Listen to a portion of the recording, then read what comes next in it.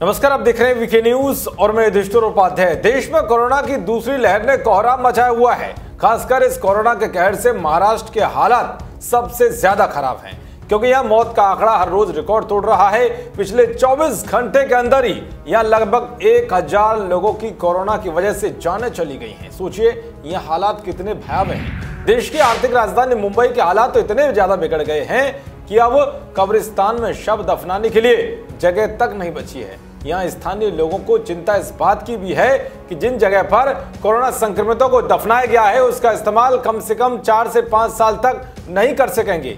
वहीं मृतक के रिश्तेदारों को कलवा देवी में बने बड़े कब्रिस्तान जाने की सलाह दी जा रही है। महाराष्ट्र में अल्पसंख्यक विकास मंत्री नवाब मलिक ने कब्रिस्तान में कम जगह देखते हुए निर्देश दिए हैं कि शवों को 20 फीट अंदर गाड़ा जाए ताकि एक जगह पर 2 शव दफन हो सकें।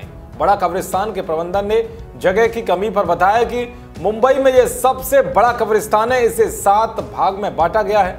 इनमें 3 का इस्तेमाल सामान्य शवों के लिए हो रहा है, बाकी सबका सिर्फ कोविड संक्रमित शवों के लिए।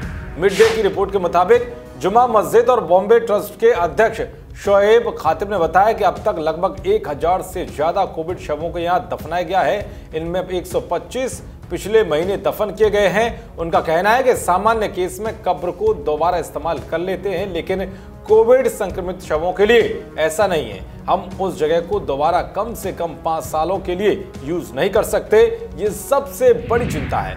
मुंबई के मुस्लिम बहुल गोवांडी में यह समस्या तेजी से बढ़ रही है। देवनर सुन्नी मुस्लिम कब्रिस्तान के अध्यक्ष अब्दुल रहमान करीमुल्लाह शाह का कहना है कि उनके इलाके में 10 से 15 लाख मुस्लिम हैं। बावजूद इसके वो वही स्थान का इस्तेमाल कर रहे हैं जिसे 50,000 की तादाद होने पर करते थे। रफीक नगर में आवंटित किए गए दूसरे कब्रिस्तान का भी यही हाल है। शाह का कहना है कि दूसरा कब्रिस्तान उन्हें पिछले साल मिला था, उसमें 200 से ज्यादा शव दफनाने के लिए जगह थी, लेकिन अब हालात हाथ से निकल रहे हैं। उन्होंने कब्रिस्तान में ओपन स्पेस की मांग की है। उधर महीम सुन्नी कब्रिस्तान वाले सिर्फ 3 किलोमीटर रेडियस के दायरे में आने वाले लोगों को कब्रिस्तान में जगह दे रहे हैं, वो भी सिर्फ अस्पताल और पुलिस की इजाजत से। इसी तरह वर्सेवा मुस्लिम कब्रिस्तान का प्रबंधन संभालने वाले ट्रस्ट का कहना है कि वो सारी जगह कोविड संक्रमित शवों के लिए इस्तेमाल नहीं कर सकते। अपनी ओर से वो कोविड शवों को सरकार के दिशा निर्देश के मुताबिक दफनाने के लिए सब प्रयास कर रहे हैं। यही हाल बांद्रा के नौपाड़ा कब्रिस्तान का भी है।